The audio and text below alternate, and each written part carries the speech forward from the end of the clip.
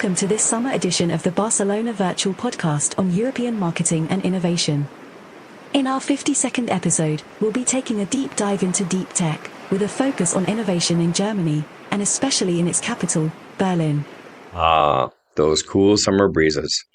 And it might surprise you to know that Berlin was especially sunny during our recent visit, which, by the way, are those waves I hear?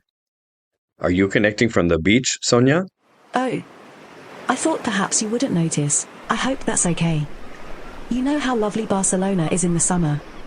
And actually, it fits in a way with today's topic, don't you think? If you mean the sound of the surf crashing and the sheer immensity of the sea, then yes, I do understand the metaphor.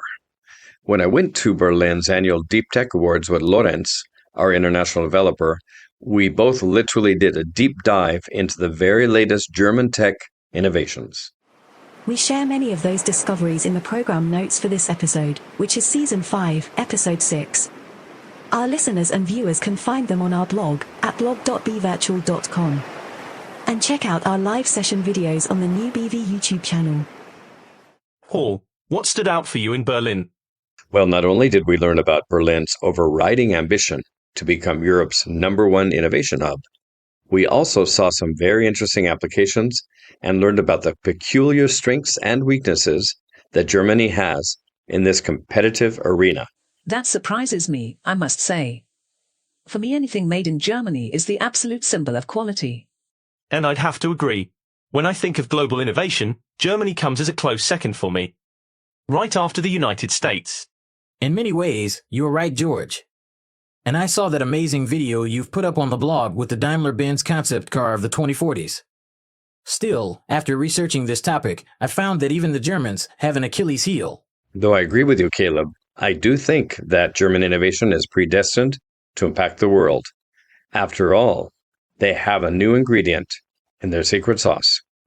Now you have my attention. Something to do with curry. No, not at all, Gary, although I'll be the first to admit that I love a good currywurst when I'm in Berlin.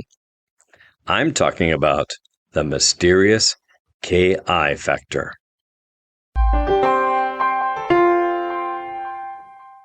The following content is brought to you by the BV Innovation Lab. Voice services, AI, virtual reality, and neuromarketing are only a few of the ways we help you innovate in a safe space. To learn more, go to lab.bvirtual.com. That's lab.bvirtual.com. At the BV Innovation Lab, we bring you the future today.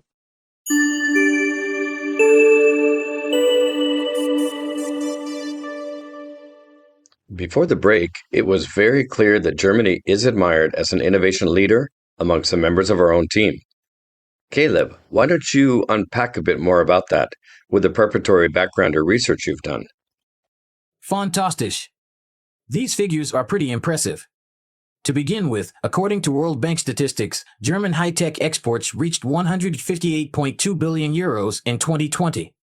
In terms of patents for new inventions, that same year, 20,056 German patents were approved by the European Patent Office. If we consider the traditional Franco-German rivalry, that is more than twice as much as the French. That's true. But in the interest of fair, objective reporting, it should also be noted that in 2019, Germany was still beaten by 3 other countries in a similar ranking. Which ones, Caleb? That would also be interesting. That would be in the case of the number of what are called triadic patent applications. That means those filed in the respective patent offices of the United States, the EU, and Japan. In that ranking, the Federal Republic occupied 4th place, behind Switzerland, Japan, and Sweden. I do find that fascinating, if we consider such rankings a barometer of innovation. Even a casual observer can see that those 4 countries all have very different ecosystems for innovating. An excellent observation, George. Very intriguing. I agree. Good eye, George. Caleb, why do you think the Germans generate so many new ideas and inventions? Cliches and stereotypes about them would seem to disagree. Let me just give you one data point, which is pretty amazing, and I think you'll understand why. 24% of the scientists in the EU live and work in Germany. They're lured by a well-developed university R&D infrastructure. If we take the famous Max Planck Gesellschaft as just one example, their researchers currently cooperate with scientists in more than 110 countries. That is most definitely part of Germany's DNA and legacy. It's been historically known as a country of Dichter und Denker, poets and thinkers. However, as we'll see later, it's a double-edged sword, a virtue and a vice.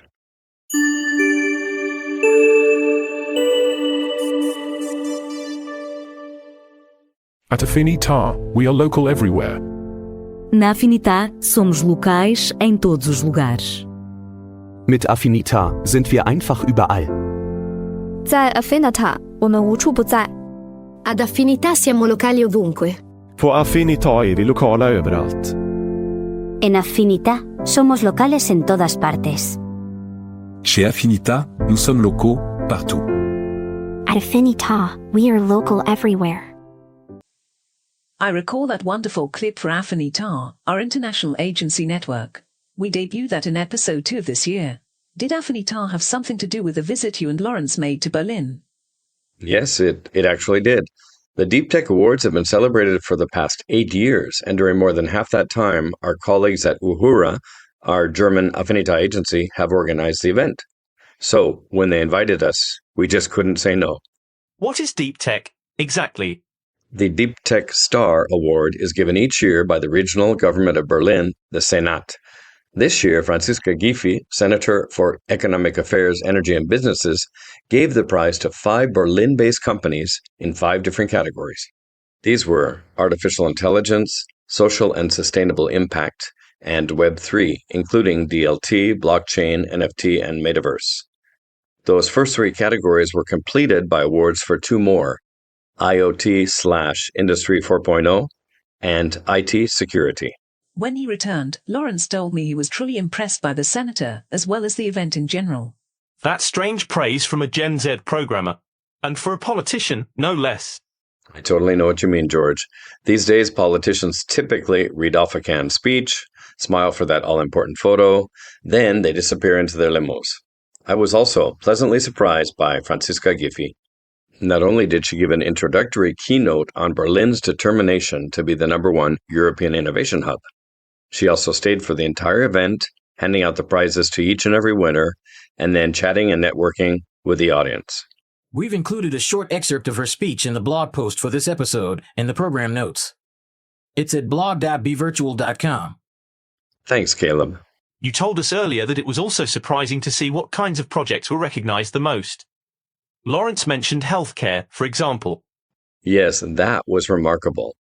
Time will not permit me to fully mention everything here, yet we've also included the details about the winners and their products in the program notes. For my part, Paul, if you don't mind me interjecting here, I was pleased to see that 3 of the 5 winners focused on improving people's lives, specifically in geriatric care and in women's health. That's true, Carrie. While at the same time, the other 2 presented innovations in crypto and ledger technology, as well as cybersecurity, traditionally viewed as German strong points. Yet, it was a very human side of caring for our elderly and seeking solutions for real-life health problems that led the way. An interesting look at the face and heart of young German innovators of the 21st century.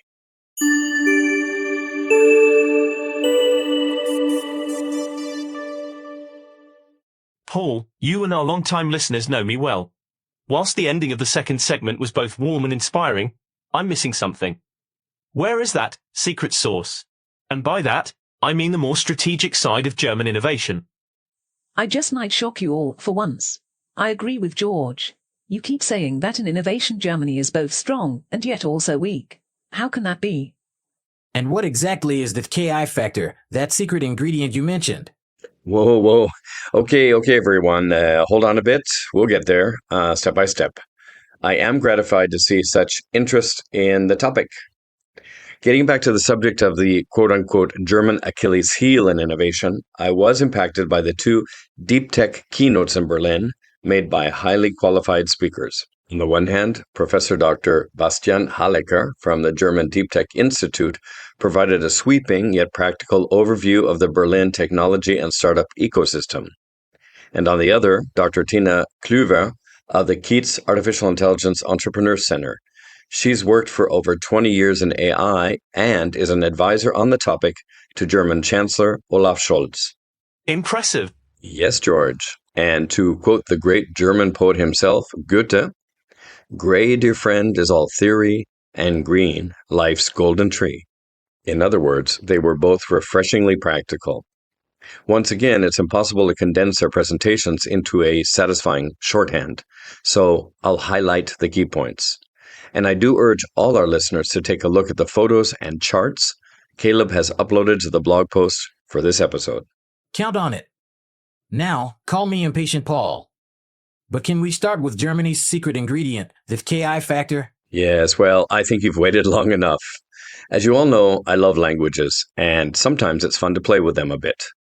KI in German is simply Künstliche Intelligenz, also known as AI, none other than artificial intelligence. Yet, lest anyone should feel let down, please let me explain why AI, or its German moniker KI, is indeed the secret ingredient. Please go on. We'll stir the secret sauce right after the break.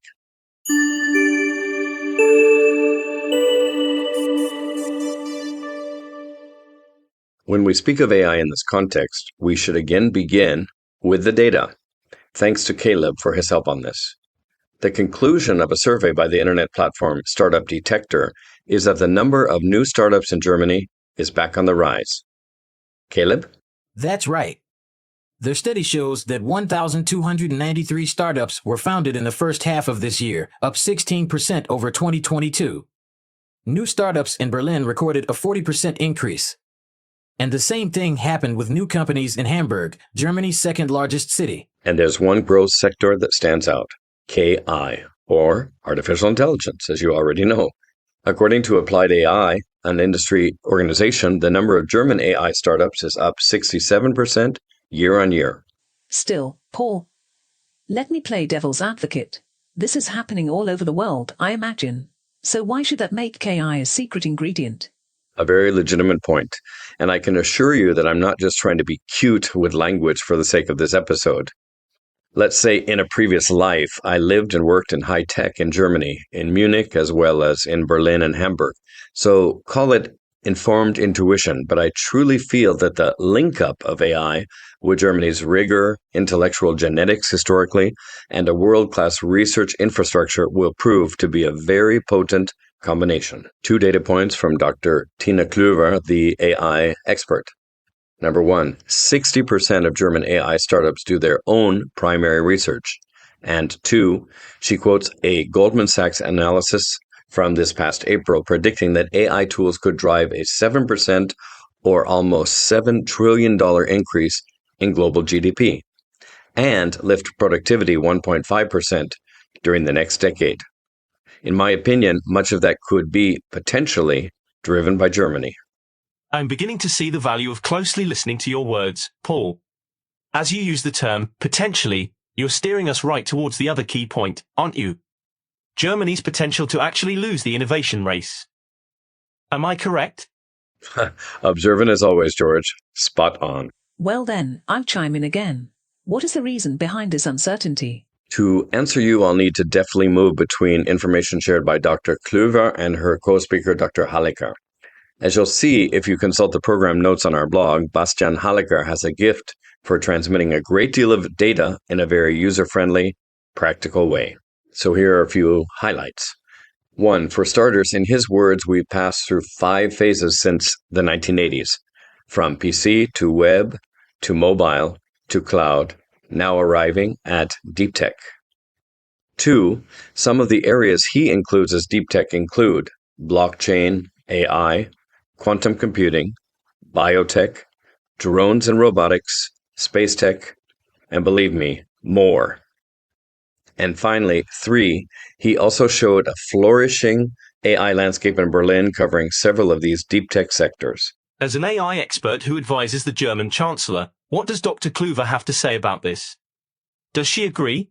Let's remain with Dr. Hallecker for a moment, if you don't mind, and then we'll answer your question, George. At this important juncture, his country is extremely strong in research. Yet, what he points to as a key German vulnerability are precisely those areas captured by the Americans, sales, marketing, as well as their prowess in scaling up investments. That latter point can clearly be seen in the American dominance in global big tech. Apple, Microsoft, Amazon, Meta, Google, and more. The list goes on and on. Yeah, it really does. What interested me in Berlin was Dr. Kluver's understanding, as an academic, of the difficulty of getting a mastodon to move at the, quote, speed of now, unquote, a term coined years ago by another leader of innovation, McDonald's. Caleb, could you share those points, please? Be glad to. She points to the youth and freshness of German startups, who tend to be around 3 years old, with 2.75 people on staff, usually as founders. Their biggest challenges are financing at 57%. And then, just as Bastian said, achieving product market fit at 37%. And finally, she points to a major disconnect between startups and Germany's renowned research infrastructure, citing that 75% of the innovation potential from German research facilities remains unused.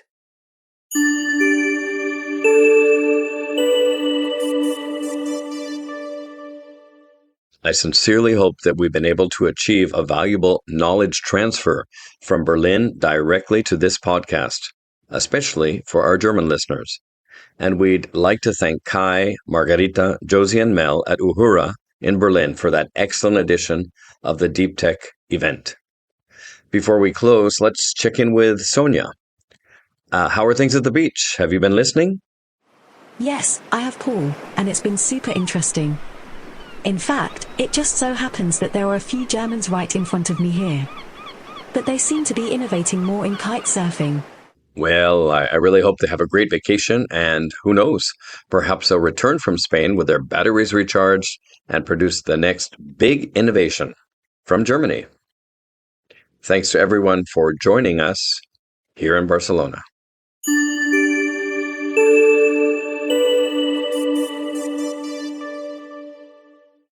Remember to check out our podcast directory at podcast.bvirtual.com.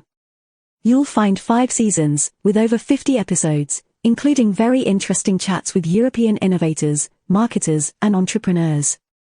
And don't forget to look for the videos of our live sessions, available on the Barcelona Virtual YouTube channel, as well as in the program notes on our blog. Thanks for listening, and until next time, adios, from Spain.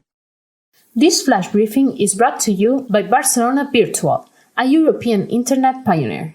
To visit us, type the letter B together with virtual.com. That's bvirtual.com.